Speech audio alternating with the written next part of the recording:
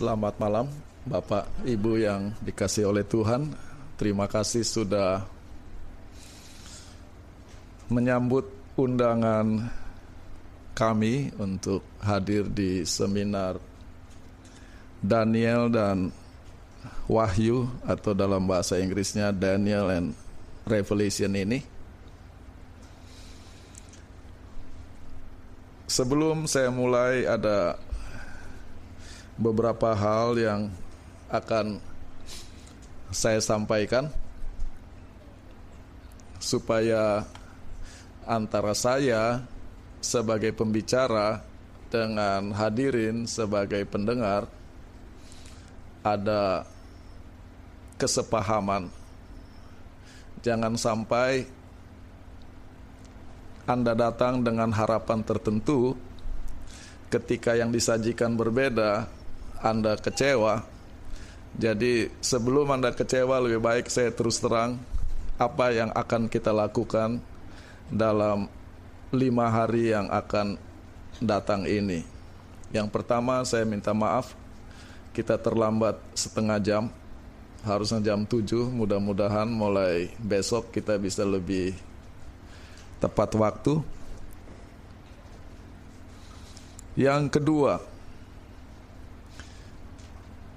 judul seminar ini atau tema seminar ini sangat ambisius. Daniel and Revelation in 5 days. Are you kidding? Membahas buku Daniel dan Wahyu dalam tempo 5 malam. Bicara 1 jam setiap malamnya, itu adalah suatu kemustahilan. Jadi jangan berharap banyak dari acara ini. Apalagi kalau Anda berharap jadi pakar Daniel dan Wahyu dalam tempo 5 malam. Tapi di sisi lain juga jangan kecewa. Ada satu cerita di mana kejadiannya di sekitar Los Angeles, daerah Hollywood, di mana dari seluruh penjuru Amerika, orang-orang yang bercita-cita jadi bintang film datang ke kota itu dengan harapan dan impian membangun karir di Hollywood. Dan ada seorang dari salah satu pelosok Amerika, di kampungnya dia dikenal pelawak, maka dia bercita-cita mau menjadi komedian. Maka dia jadi cari kesempatan untuk bisa stand up komedi di bar-bar, dengan harapan nanti ada agent atau pencari bakat yang terkenal dengar dia, nanti diangkat, dan itulah. Satu kali dia dengar dari teman-temannya ada satu orang agent yang sangat terkenal dan banyak menjadi penyalur bintang-bintang atau calon bintang Hollywood berada di satu bar. Maka dia datang ke bar itu dan dia paksa kepada pemilik bar, bahkan dia bayar, kalau boleh saya ingin melawak, kasih saya hanya 10 menit supaya saya bisa tampil di depan agent ini. Dia dikasih. Maka mulailah dia menceritakan lawakan yang paling hebat, paling lucu yang dia miliki, dengan harapan agent itu akan kagum dan ambil dia. Dia berdiri, dia mulai cerita. Hanya dia bicara 2-3 menit, agent yang dia intip itu berdiri pergi keluar. Tapi dia punya kontrak 10 menit, dia selesaikan dan dia kecewa sekali. Habis, dia bilang. Tahu-tahu besoknya dia dapat telepon dari agent itu. Saya ingin ketemu kamu. Saya mau bantu kamu. Terus dia bilang, tadi malam saya melawak, Bapak cuma dengar 3 menit pergi. Terus ini jawaban agent tersebut. Untuk mencicipi enaknya kue, kamu tidak perlu makan seluruh kuenya. Cukup 1 gigit, kamu tahu kue itu enak atau tidak. Jadi bahwa saya tidak akan membahas seluruh buku Daniel dan Wahyu bukan tidak berarti saudara tidak akan pulang dengan tidak dapat apa-apa. We will get something. Kita akan dapat sesuatu. Tapi di sisi lain tidak mungkin kita makan seluruh kue dalam tempo 5 malam. Jadi itu rule of the game. Jadi jangan berharap terlalu banyak, tetapi apa yang kita dapat cukup untuk dinikmati.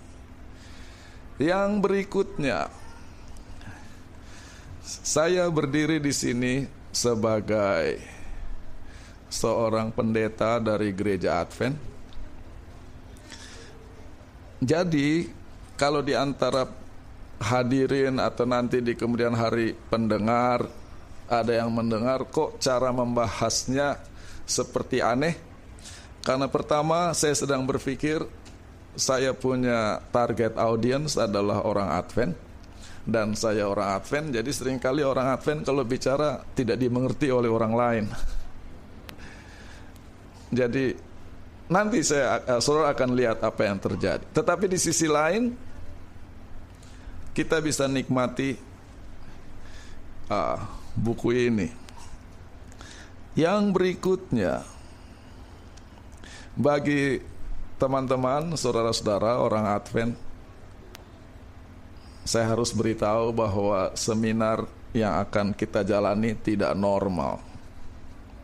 Jadi kalau saudara berharap mau ikut seminar Daniel dan Wahyu seperti yang saudara biasa dengar, saudara akan pulang dengan kecewa. Jadi saya sudah kasih tahu seminar ini tidak normal, oke? Dan apa yang akan saya lakukan dan mudah-mudahan berguna, saya akan lebih memfokuskan perhatian kita kepada dasar-dasar membaca nubuatan. How to read the prophecies. Itu aja dulu. Kalau kita bisa membaca dengan baik dan benar, nanti nubuatan-nubuatannya bisa kita baca. Kalau dasar-dasar cara bacanya saja sudah salah, bacaan kesananya jadi salah semua, jadi berantakan. Sebelum saya lanjutkan, apa lampu yang menerangi screen bisa kita matikan supaya bisa lebih jelas? Ya mungkin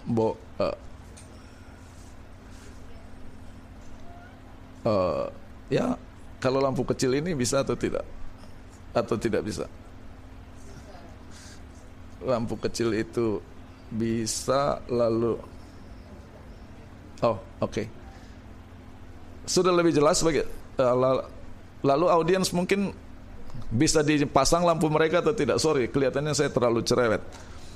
Saya hanya mau mencoba supaya layar bisa dilihat dengan lebih jelas. Ya, bagus. Dia ikut menyala ya. Oke, just forget the screen.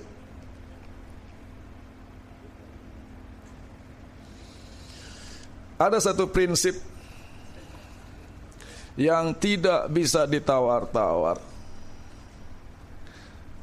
di dalam belajar atau membaca nubuatan-nubuatan di Alkitab, apalagi mencoba menafsirkan nubuatan-nubuatan di Alkitab. Prinsipnya terdapat di pasal yang tidak disangka-sangka, yaitu 1 Korintus pasal 13. 1 Korintus 13 adalah pasal yang sangat terkenal, berbicara tentang kasih. Kenapa kita perlu mengasihi? Dan bagi banyak orang, mereka tidak bisa membedakan kasih dari seks. Jadi I love you means I want to have sex with you, which is totally wrong. Kasih jauh lebih murni, lebih indah, lebih agung dari seks adalah bagian dari itu. Di dalam membaca nubuatan, prinsip nomor 1 adalah kasih. Kenapa? Sebab ayat 9, sebab pengetahuan kita tidak lengkap dan nubuatan kita tidak sempurna. Sehebat-hebatnya nubuatan, tafsiran nubuatan yang kita miliki, kita harus sadar bahwa itu tidaklah sempurna. sedalam-dalamnya pengetahuan kita tentang Alkitab, kita harus sadar bahwa itu adalah pengetahuan yang tidak lengkap. Kita harus rendah hati di dalam membaca nubuatan, dalam menafsirkan nubuatan. Hanya Tuhan yang sempurna, hanya Tuhan yang lengkap. Jadi sehebat-hebatnya kita punya bacaan atau tafsiran terhadap nubuatan, kita harus akui masih ada banyak hal yang kita tidak bisa ketahui. Dan karena kita tidak sempurna, kita tidak bisa memaksakan kita punya bacaan kepada orang lain. Itulah sebabnya seringkali tafsiran kepada nubuatan cuma bikin ribut. Karena rincian detail dari nubuatan yang saya mengerti hanya itu yang benar dan semua orang harus mengikuti. Terus saya diperlukan kasih tidak berkesudahan. Nubuat akan berakhir, bahasa roh akan berhenti, pengetahuan akan lenyap. Nah, dengan kesadaran bahwa di dalam membaca nubuatan kita harus rendah hati, maka ada satu hal yang unik, nasihat yang unik yang dinasihatkan oleh hamba Tuhan, salah seorang pionir pendiri gereja Advent, yaitu Ellen White. Inilah dia punya nasihat. We have many lessons to learn. Ada banyak pelajaran yang perlu kita pelajari. And many to unlearn. Dan ada lebih banyak lagi yang, apa artinya to unlearn? Bukan tidak perlu dipelajari. Apa yang kita pegang selama ini harus dilepas. Ada banyak yang perlu kita ketahui, many to learn. Tetapi lebih banyak lagi yang kita pegang selama ini harus kita siap untuk lepas. To unlearn artinya melepaskan keyakinan-keyakinan yang selama ini sudah seperti hidup mati bagi kita. Kenapa? Hanya Tuhan dan sorga yang tidak bisa berubah. Jadi tafsiran nubuatan bisa berubah dan itu bukan sesat dan itu tidak salah. Kalau memang itu tidak benar, kita harus siap untuk melepaskannya. Yang masalah adalah demi harga diri, gengsi, sudah tidak benar, kita pegang terus dan kita marah-marah ketika orang punya tafsiran yang berbeda. Those who think that, mereka yang berpikir bahwa mereka tidak perlu give up, melepaskan, menyerahkan pandangan yang sangat disayangi, cherished view, never have occasion to change an opinion, tidak perlu berubah pandangan atau pendapat, will be disappointed, akan kecewa dalam perjalanan kerohaniannya. Kenapa? Selama kita berpegang kepada ide kita, pendapat kita dengan sangat persisten, kita tidak akan pernah memperoleh kesatuan. Karena masing-masing berkeras dengan pandangan masing-masing. Ini adalah nasihat yang disampaikan ketika Ellen White menulis artikel di majalah Review and Herald, judulnya Search the Scriptures, artinya prinsip belajar Alkitab, yaitu many lessons to learn, yet more lessons to be unlearned. Masa sih? Ya. Kalau sudah tidak percaya, jangan protes sama saya, protes sama Ellen White. Ini saya cuma bacakan dia punya nasihat. Banyak orang, ini kutipan berikutnya, sebagaimana Musa, memiliki banyak hal yang perlu dia lepas, very much to unlearn, in order to learn the very lessons that they need to learn.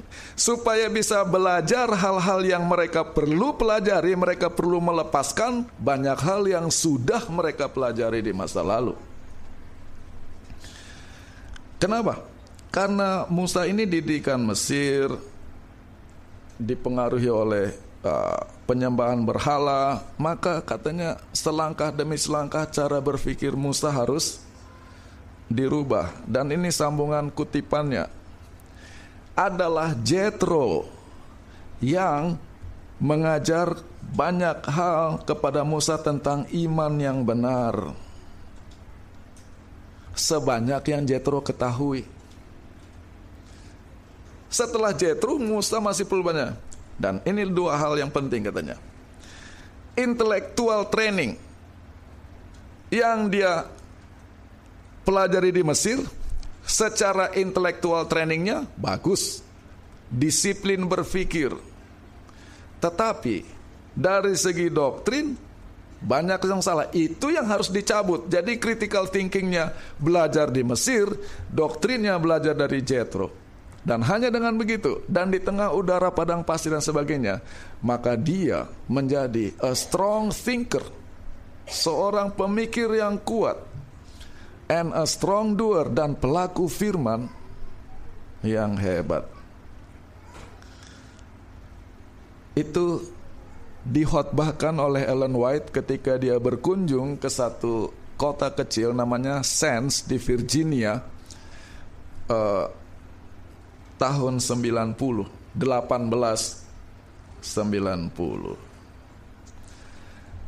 Saudara mendengar, ya katanya seperti Musa tadi dikatakan, banyak hal yang perlu kita lepas. Ya, Musa memang perlu banyak yang dia lepas, karena memang dia didikan Mesir.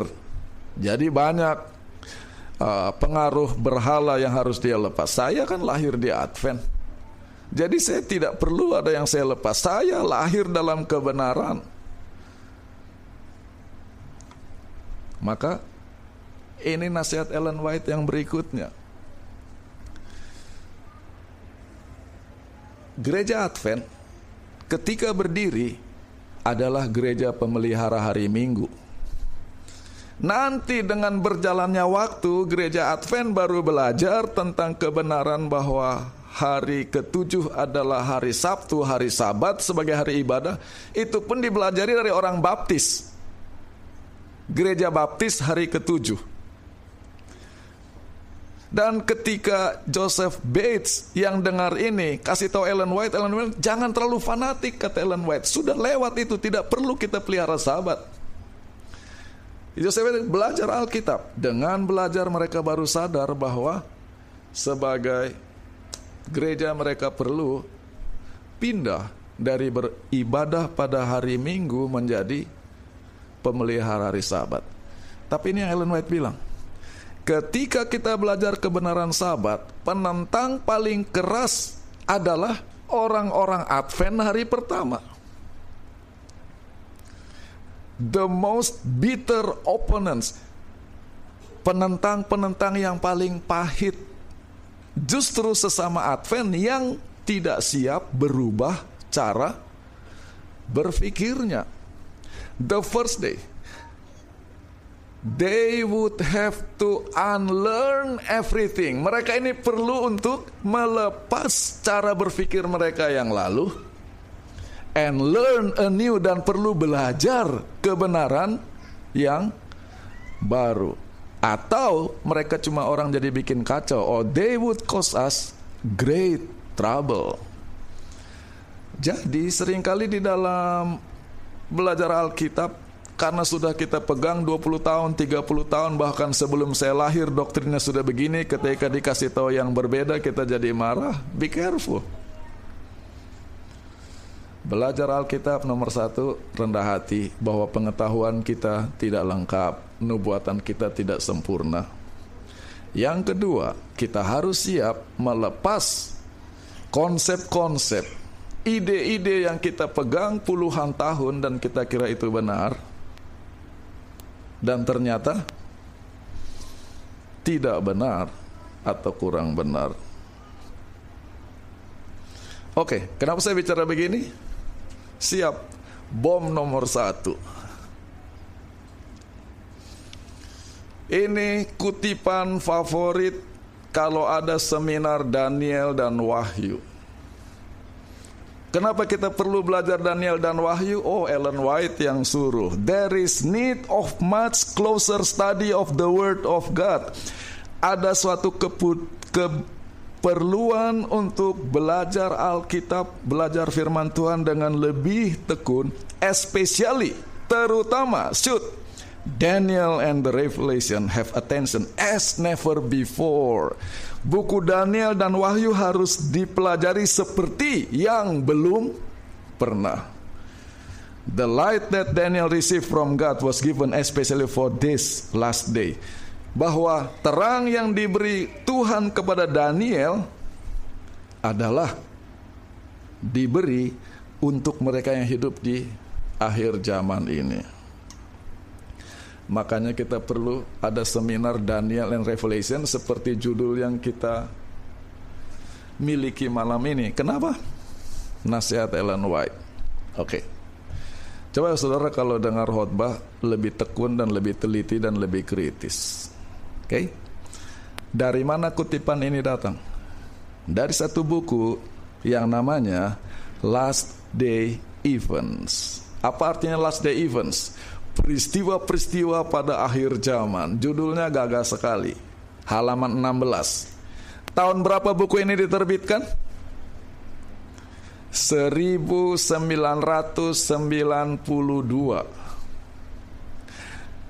Buku Last Day Events yang diterbitkan tahun 1992. Maka saudara harus mikir. Apa yang perlu saudara pikir? Ellen White itu lahir tahun 1827, meninggal tahun 1915. Jadi kalau ada buku tulisan Ellen White yang diterbitkan tahun 92, saudara harus pikir. Karena bagi banyak orang selama Ellen White, pasti Ellen White. Ada dua jenis tulisan Ellen White. Yang satu ditulis oleh Ellen White, yang lain adalah kompilasi disusun orang atas nama Ellen White. Tetapi otaknya otak orang itu. Seluruh kutipannya kutipan Ellen White. Dan itu harus dibaca beda, karena ketika Ellen White menulis sendiri bukunya, dia yang membangun logiknya. Tetapi ketika seseorang menulis atau mengkompilasi tulisan Ellen White, logiknya adalah logik orang ini. Saya bisa lihat poinnya. Dua-dua sama-sama baik, dua-dua sama-sama benar, tetapi ada satu saat di mana kita harus teliti membedakannya. Karena seringkali begitu Ellen White disebut, pasti sudah benar. You need to unlearn.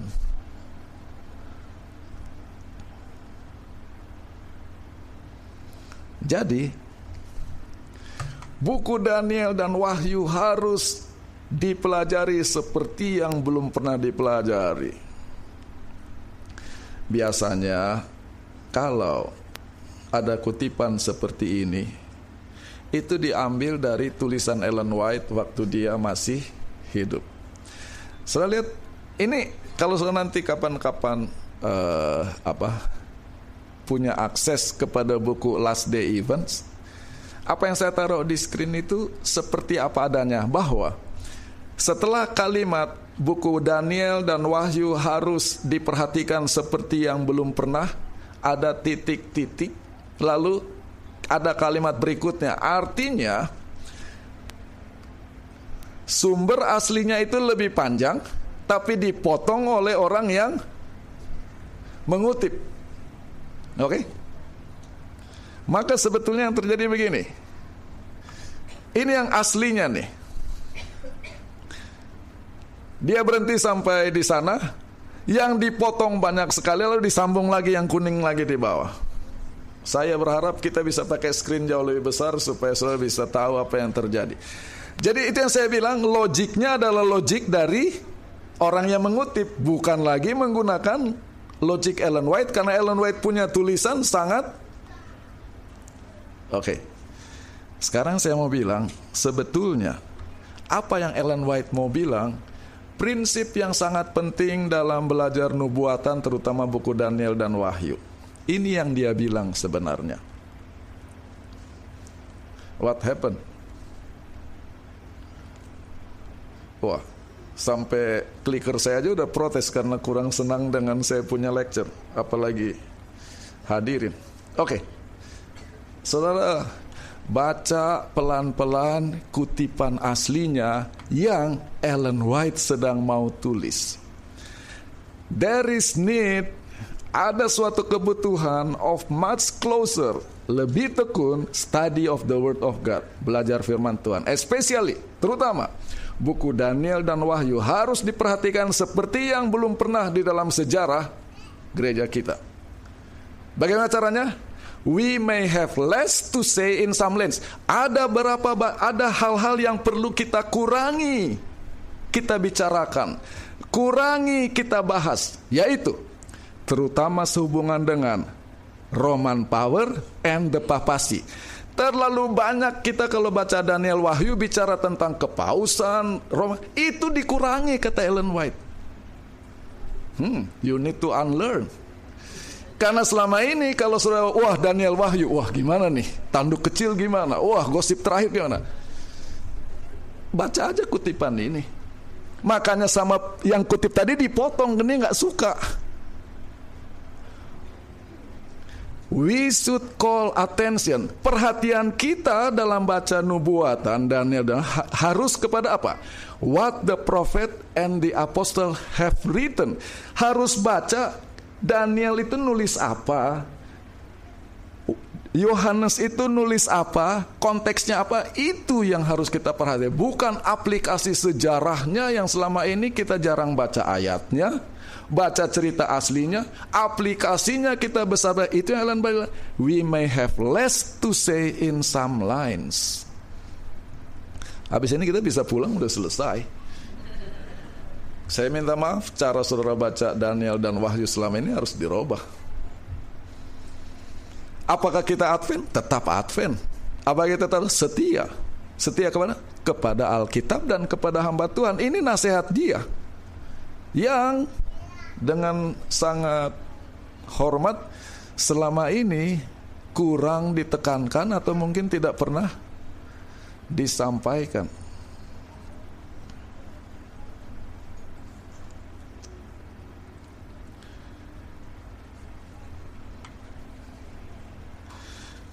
Ini sambungannya.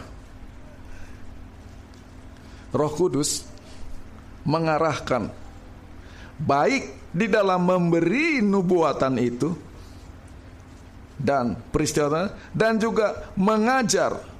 Apa poin utama di dalam belajar nubuatan? That the human agent is to be kept out of sight. Bahwa manusia jangan dijadikan fokus utama. Tetapi the Lord God of heaven and His law are to be exalted. Jadi dalam belajar buku Daniel, dalam belajar buku Wahyu, yang harus ditinggikan adalah Tuhan. Bukan betapa benarnya gereja kita dan betapa jeleknya semua gereja lain. Betapa itu orang kayak sedang narsis di depan kaca di kamar mandi. Ada yang bilang, never go out from the bathroom, so you will be the most beautiful person in the world.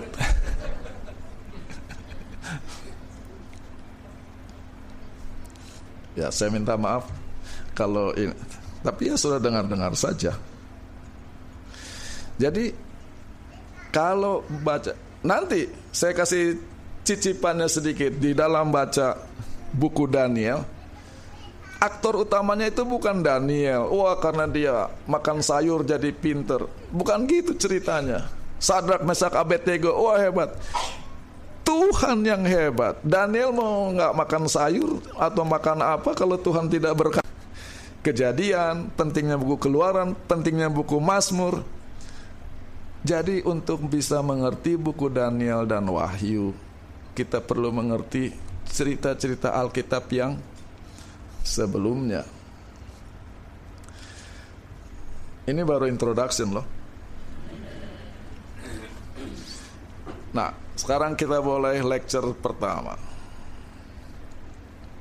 Judulnya adalah The Power of the Prophetic Words. Apa artinya? Kuasa dari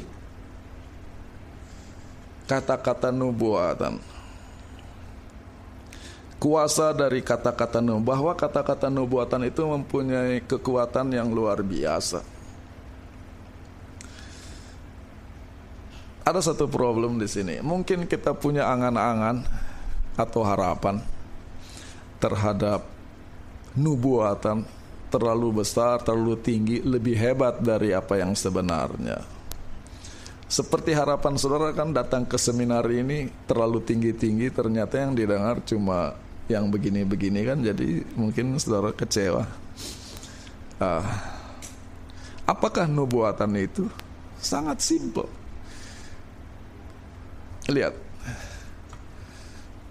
di sisi paling kiri adalah pekerjaan seseorang yang menunjukkan apa yang dia lakukan dan hasil pekerjaannya. A builder, what is he doing? To build. Hasilnya apa? A building. Simple kan? A composer, pencipta lagu, apa yang dia lakukan? To compose. Hasilnya apa? A composition. Simple. A singer, apa yang dia lakukan? To sing. Hasilnya a song.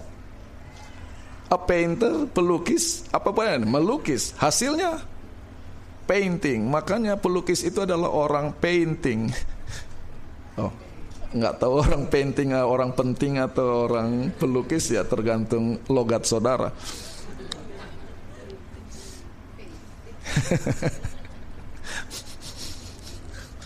Jangan terlalu serius baca buku Daniel dan Wahyu, nanti saudara pusing sendiri. Maka sekarang a prophet, what is he doing? To prophesy. Hasilnya apa? Profesi. Maka setiap kata-kata yang diucapkan oleh seorang nabi namanya apa? Profesi. Nabi, bahasa Ibrani, kata kerja nava, hasilnya nebuah, yang bahasa Arabnya nubuat. Jadi kata nubuatan itu sangat general, yaitu setiap kata yang diucapkan oleh nabi, setiap hal yang dilakukan nabi adalah nubuatan, karena itu adalah pekerjaan seorang nabi. Jadi yang namanya nubuatan tidak selalu bicara masa depan. Yang namanya nabi tidak, yang namanya nubuatan tidak selalu bicara nubuatan. Hasil karya nabi adalah nubuatan. Saya kasih contoh.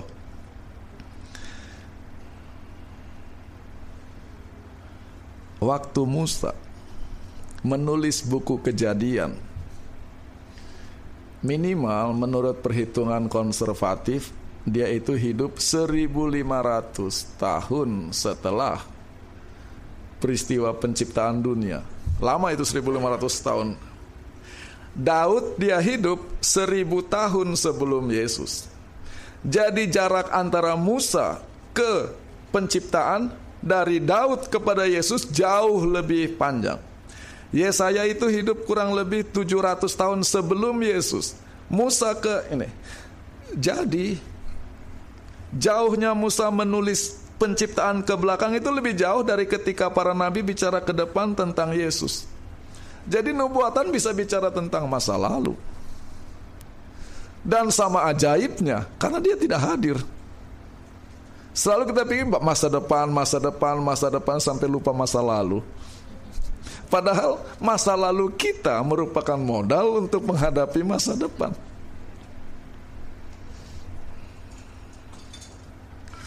Maka sekarang untuk memberi contoh bahwa cara kerja nabi itu unik tetapi sangat berkuasa, saya akan ambil cerita yang tentang nubuatan yang saudara mungkin tidak pernah sangka.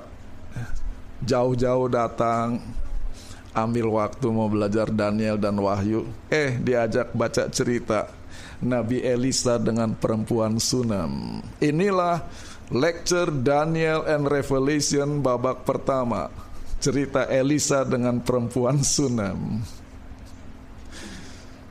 Oke. Di dalam cerita itu, ceritanya terdapat di 2 Raja-Raja pasal 4 ayat 8 sampai 37. Jam berapa saya harus berhenti? Kalau jam 10 saya nyerah. Oke. Inilah garis besarnya. Elisa dalam pekerjaan pelayanannya sering lewat satu desa yang namanya Sunem. Dan di desa itu tinggal seorang wanita yang cukup berada, terpandang, kaya raya, yang kita tidak tahu namanya. Dan wanita ini seringkali membujuk, meminta Nabi Elisa untuk mampir, untuk makan, minum. Dan dia berkata kepada suaminya, bagaimana kalau kita bangun kamar untuk Nabi Elisa ini, supaya nanti kalau dia lewat, dia bisa nginap di tempat kita. Singkat cerita, Elisa menikmati keramah tamahan dan kebaikan dari wanita dari desa Sunem ini, dan sebagai hadiah Elisa memberi kepada wanita ini kemampuan untuk hamil dan melahirkan seorang anak laki-laki. Setelah anak itu tumbuh dalam usia sekian tahun, anak itu mati, dan perempuan itu menghadap Nabi Elisa. Saya bilang, memangnya saya minta anak? Saya tidak minta, kamu yang kasih. Sekarang anak itu mati, dan singkat cerita Nabi Elisa membangkitkan anak itu. Jadi dimarah orang pun bagian dari kerja Nabi. Itu termasuk nubuatan itu. Kita harus, nah itu ceritanya. Dan cerita berikutnya muncul lagi setelah di 2 Raja-Raja 4. Cerita Elisa dengan perempuan Sunem itu muncul lagi di 2 Raja-Raja 8.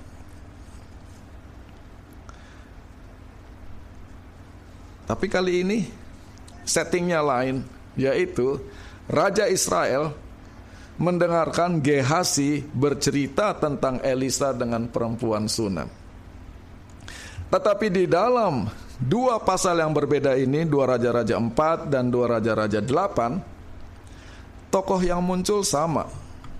Elisa, Gehasi, perempuan Sunem, anak dari perempuan Sunem, dan raja. Tokohnya sama di 2 cerita.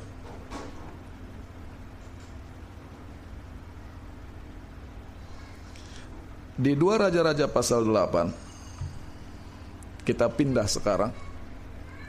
Inilah ayatnya. Elisa bicara kepada perempuan yang anaknya sudah dia bangkitkan. Bangkit dan pergi engkau dengan seisi rumahmu, tinggal di mana Tuhan, di mana kamu bisa tinggal,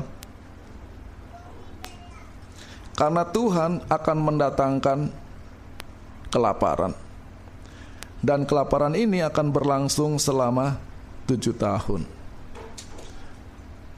Ini cerita yang bagian yang jarang dibahas ini. Perempuan itu menurut, ayat 2. So the woman arose and did. Lihat, Elisa katakan arise and go. So the woman arose and did according. Jadi perempuan ini menurut Nabi. Dia pergi dan dia tinggal di tanah Filistin selama 7 tahun. Setelah lewat masa 7 tahun, dia pulang dari negeri Filistin, dan dia perlu menghadap raja. Kenapa? Dia punya masalah dengan rumah dan tanahnya. Sementara perempuan ini dalam perjalanan menuju istana raja, raja sedang ngobrol sama Gehasi di ayat 4. Tell me please all the great things Elisa has done. Ceritakan sama saya, kata raja, hal-hal ajaib yang Elisa telah lakukan. Maka cerita yang dipilih Gehasi untuk diceritakan adalah cerita bagaimana Elisa membangkitkan seorang anak yang mati. Dan menurut ayat 5, sementara Gehasi menceritakan cerita ini, perempuan itu sedang jalan menuju istana raja. Maka begitu melihat perempuan itu, Gehazi kan, Tuan Raja, ini dia perempuan yang saya ceritakan. Dan ayat 6 katakan ketika raja bertanya kepada perempuan, apa benar? Ya, dia bilang benar. Maka raja menyuruh pejabat di istana, urus perempuan ini, kembalikan semua miliknya. Dan hasil kebunnya selama 7 tahun dia tidak ada, harus dibayarkan kepadanya.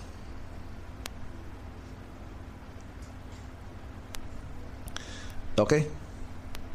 Sekarang kita akan baca cerita di 2 Raja-Raja 8 ini dengan background cerita di 2 Raja pasal 4. Di 2 Raja-Raja pasal 4 mulai ayat 36.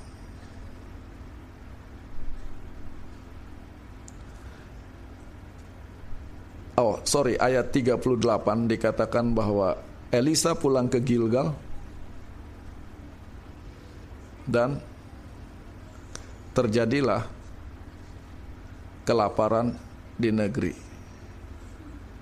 Di ayat 36 dan 37 cerita bagaimana Elisa membangkitkan anak dari perempuan Sunem ini.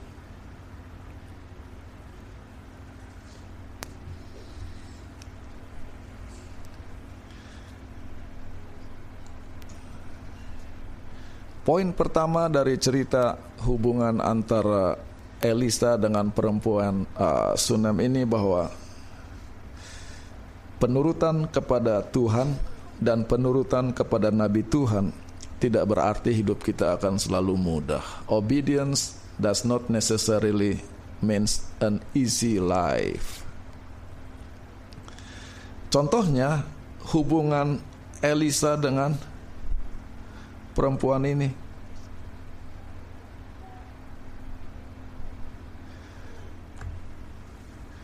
Elisa berkata kepada perempuan Sunem waktu dia nginap di rumahnya di 2 Raja-Raja 4, tahun depan kalau kita ketemu kamu sedang gendong-gendong anak, katanya.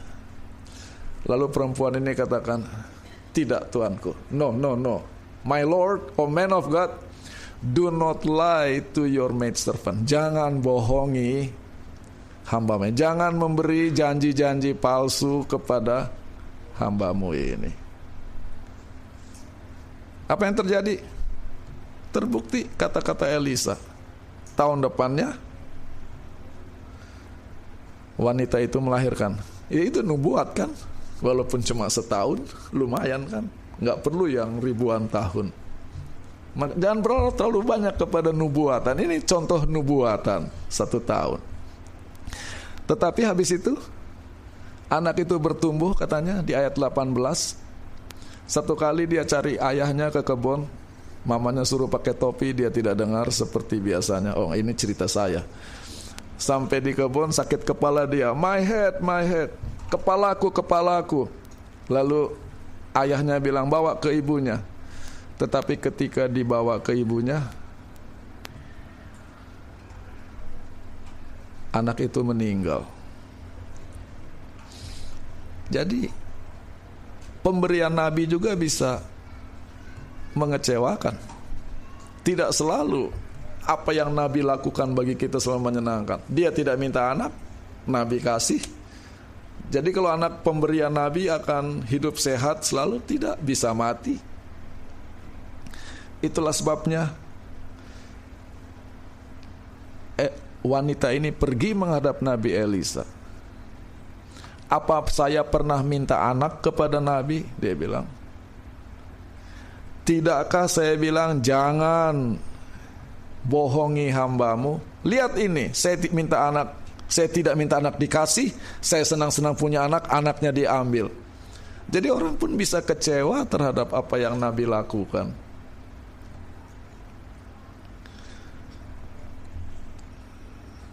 Yang kedua, di 2 Raja-Raja pasal 8, Elisa katakan, bangkit dan pergi, menumpang di negeri asing, karena mau ada kelaparan. Perempuan itu bangkit dan melakukan tepat seperti yang dilakukan oleh abdi Allah. Dia pergi dengan seluruh rumah tangganya, tinggal di negeri Filistin selama 7 tahun. Tahu waktu dia pulang, apa yang terjadi? Tanahnya diambil orang, rumahnya diambil orang. Kalau tahu tidak usah menurut kata-kata Nabi. Dia berpikir, kalau saya menurut, pasti malaikat Tuhan akan berpasukan mengelilingi tanah saya dan rumah saya sampai tidak ada yang ambil. Tidak ada itu terjadi.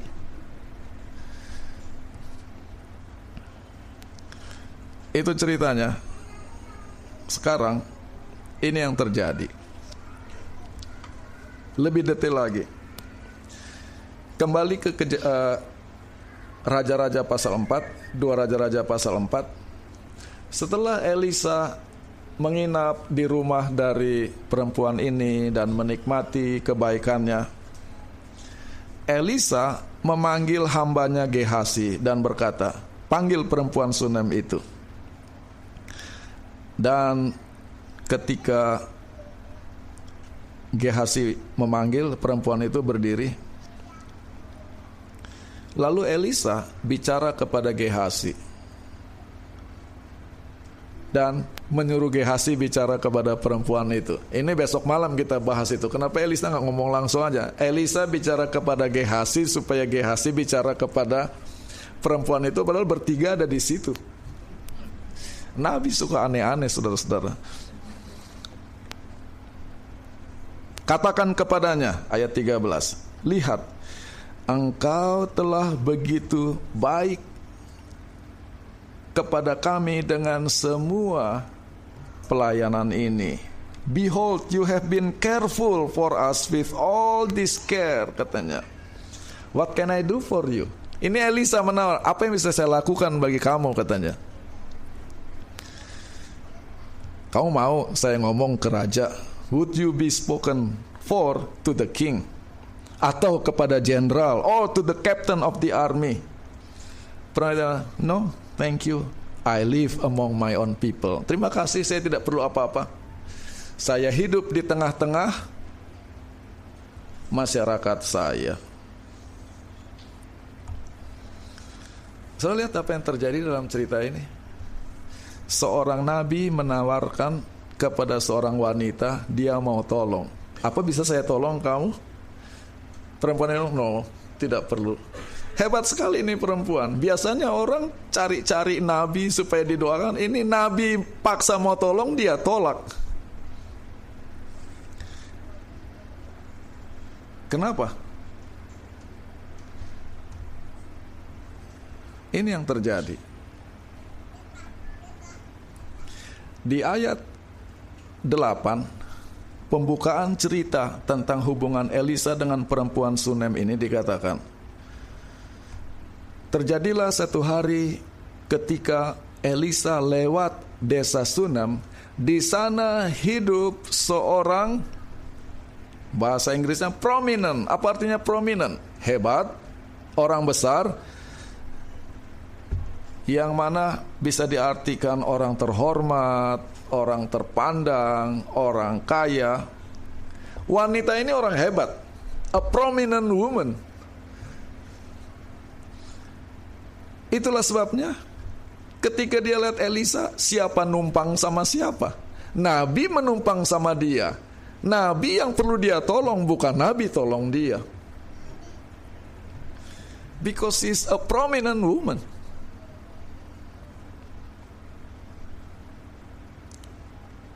Lalu apa tawaran Elisa? Kamu mau saya ngomong ke raja? Kamu mau saya ngomong ke pejabat? Nggak perlu. I live among my people, among my own people. Kenapa dia begitu yakin dengan her own people? Karena dia adalah wanita terpandang di lingkungannya. Dia bilang semua orang hormat saya tidak perlu bantuan siapapun. Itu di 2 Raja-Raja pasal 4. Di 2 Raja-Raja pasal 8, benar kejadian, perempuan ini harus menghadap raja dan meminta tolong raja. Kan tadinya di 2 Raja-Raja 4 Elisa bilang, kamu mau saya tolong apa? Mau saya ngomong ke raja. Oh nggak perlu katanya. Tahu-tahu kejadian beneran, dia perlu raja sekarang. Saya bisa lihat situasi yang terjadi. Elisa menawarkan, kamu mau saya bicara sama raja, sama pejabat? Dia bilang, no, I'm okay, I live among my own people. Di kemudian cerita, dia perlu menghadap raja. Kenapa? Her own people rebut dia punya tanah. Dia bilang, I live among my own people. Orang-orang yang dia percaya, orang-orang yang dia andalkan ini, justru mereka yang ambil dia punya tanah. Sekarang dia perlu mengadu ke raja karena orang-orang itu. Untungnya, sementara dia mau menghadap raja, raja sedang duduk sama Gehasi dan raja tanya, coba cerita tentang Elisa. Raja tidak punya perhatian kepada perempuan ini. Raja punya perhatian adalah Elisa.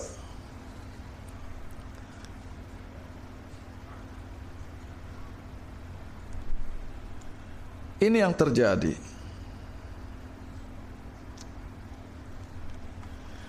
Di cerita di 2 Raja pasal 4, yang hebat itu perempuan itu. Dia orang kaya, dia punya rumah, dia yang menjamu Elisa. Dia hebat, Elisa nothing di mata dia. Tetapi ketika perempuan ini perlu menghadap raja, orang kaya model begini banyak di kerajaan, di mata raja dia nothing. Yang hebat itu siapa? Elisa, yang dianggap remeh oleh perempuan ini. Dan perempuan ini tertolong karena kekaguman raja kepada Elisa, sang nabi.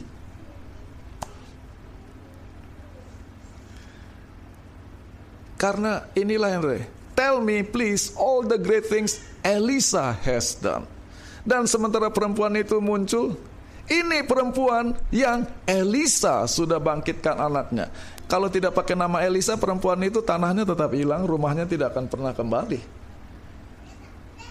Lihat, peranan nabi itu bukan sekedar bernubuat tentang masa depan. Maka jadi menarik membaca apa yang terjadi.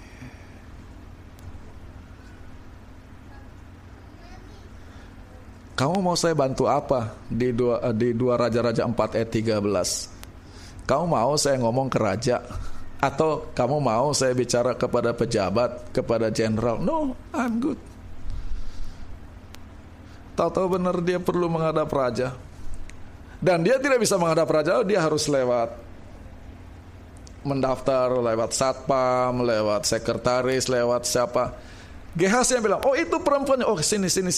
Kalau tidak, mungkin raja sedang sibuk dengan asisten Elisa, tidak punya waktu. Pulang dia. Karena Gehasi bilang, itu yang dipanggil nama Elisa yang menyelamatkan perempuan ini.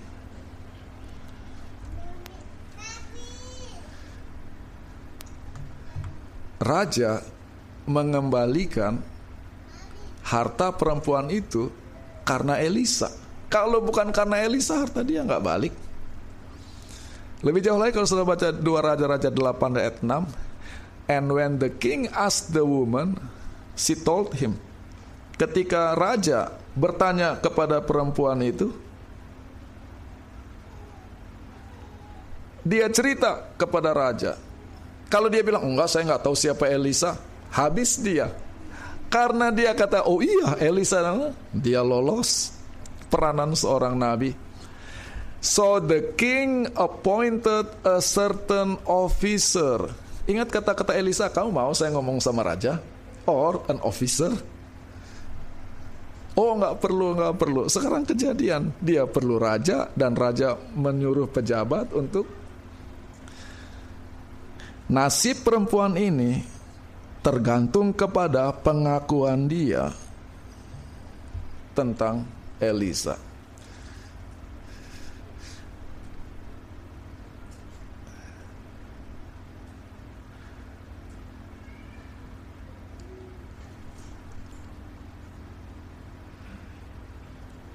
seperti saya katakan tadi, ketika Elisa menumpang di rumahnya, the woman is a prominent woman, a great woman. Elisa is nothing. The woman is great, tetapi ketika raja ketemu Gehazi, raja bilang, tell me all the great things that Elisa has done. Kata great jadi muncul di dua cerita yang sama, tapi di cerita yang satu, the woman is the great ones, Elisa is nobody. Di dalam cerita berikutnya, Elisa is the doer atau performer of great things and the woman is nobody.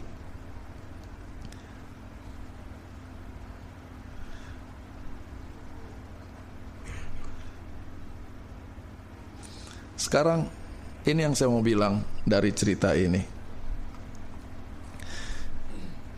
Waktu Elisa bilang, kamu mau ditolong apa?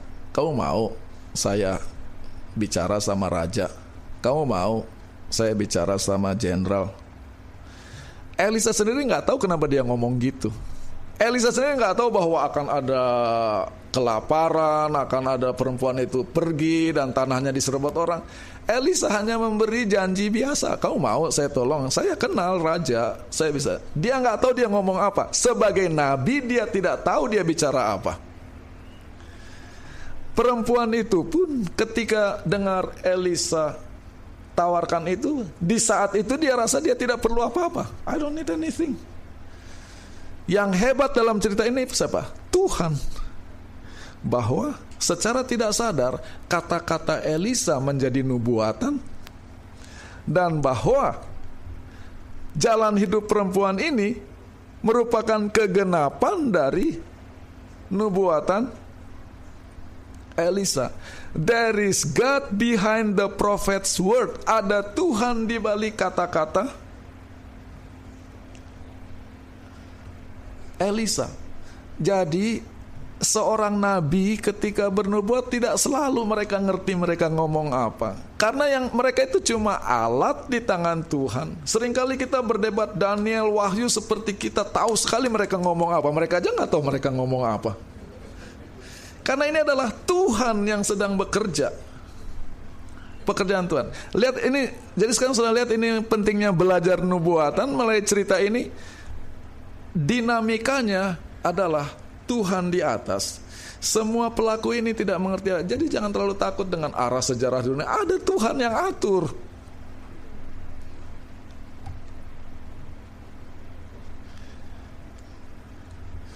Ketika perempuan ini ketemu Elisa, dia rasa dia tidak perlu apa-apa. Bahkan tawaran Elisa yang mana adalah hamba Tuhan, dia rasa tidak perlu. Secara tidak langsung dia merasa tidak perlu Tuhan. Kenapa? Dia tidak tahu jalan hidupnya. Dia kira hidupnya akan bagus terus. Hati-hati. Itulah sebabnya, itu a point right. She does not know where her life is heading to. Dia tidak tahu ke arah mana hidup. Kita boleh jadi sekarang bagus, hebat, makmur. Besok-besok siapa tahu. Itulah fungsinya penyerahan kepada Tuhan. Seringkali kita membahas nubuatan terlalu tinggi-tinggi sampai kita lebih jauh dari Tuhan setelah belajar nubuatan, bukannya semakin dekat. Tetapi membaca dinamika, paradigma, konsep nabi, nubuatan, cara kerja Tuhan, melihat bahwa siapa kita. Ada Tuhan yang maha kuasa, maha pengasih, mengatur semuanya. Nabi ketika menawarkan, mereka juga tidak punya pengertian lengkap tentang apa yang mereka. Hanya Tuhan yang maha tahu. Mudah-mudahan apa yang saya ceritakan bisa menolong saudara lebih baik dalam menikmati, menghargai, dan mempercayai nubuatan-nubuatan. Tapi di sisi lain kita harus ingat, yang tertinggi dan terbesar di balik semua ini adalah Tuhan, bukan nubuatannya. Karena seringkali nubuatan kita lebih penting dari Tuhan. Bahaya itu, gak bisa begitu. Kiranya dengan berkat Tuhan renungan ini bisa jadi berkat bagi kita. Kita langsung berdoa saja. Jangan ada tanya-tanya dulu malam ini. Saudara baru dengar, baru kaget gini, tanya-tanya nanti pertanyaan yang aneh-aneh lagi. Mari kita sama-sama berdiri untuk berdoa. Tuhan Allah Bapa kami yang bertahta dalam kerajaan sorga, puji syukur kami panjatkan kehadirat-Mu untuk suatu kesempatan di mana kami bisa duduk bersama-sama di ruangan yang sejuk dan indah ini untuk belajar firman Tuhan, membaca Alkitab, membaca nasihat-nasihat dari hamba Tuhan, dan mencoba untuk mengerti dengan lebih baik filsafat dasar dari arti nubuatan, cara kerja nabi, kuasa firman Tuhan, kemuliaan dan kekuasaan Tuhan. Kiranya apa yang kami baca, kami dengar, dan kami pelajari ini menjadi berkat bagi kami, dan hidup kami lebih didekatkan kepadamu, dan kami akan menikmati kehidupan yang lebih indah di dalam Tuhan. Sekarang kami akan pulang. Berilah kepada kami perjalanan yang aman dan nyaman, tiba di rumah dengan selamat. Berilah kepada kami istirahat yang nyaman sepanjang malam ini, dan kiranya dengan berkat dan kebaikan Tuhan, besok malam kami bisa bertemu kembali untuk belajar lebih jauh tentang keajaiban firman Tuhan ini. Di dalam nama Tuhan Yesus kami berdoa. Amin.